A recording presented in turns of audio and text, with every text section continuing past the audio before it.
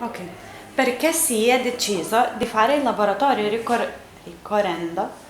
all'educazione non formale? L'educazione non formale è una metodologia che come Arci Catania riteniamo importante utilizzare in ogni occasione educativa e formativa, perché siamo convinti che si possa fare cittadinanza attiva e si possa lavorare per il cambiamento del sociale utilizzando non solo un piano didattico di apprendimento, ma anche un piano che passi dalla relazione interpersonale. E l'educazione non formale permette di mettere al centro la relazione tra gli apprendenti e quindi di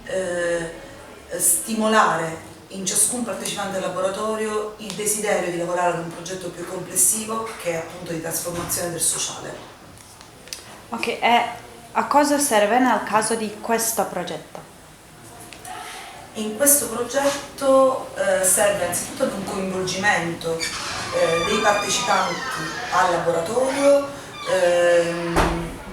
per farli sentire dentro un progetto più grande, più ampio, che aveva un obiettivo che era di natura sociale, ovvero quello di permettere ai richiedenti asilo di avere delle informazioni sulle procedure legislative della legge italiana e dall'altra parte ai cittadini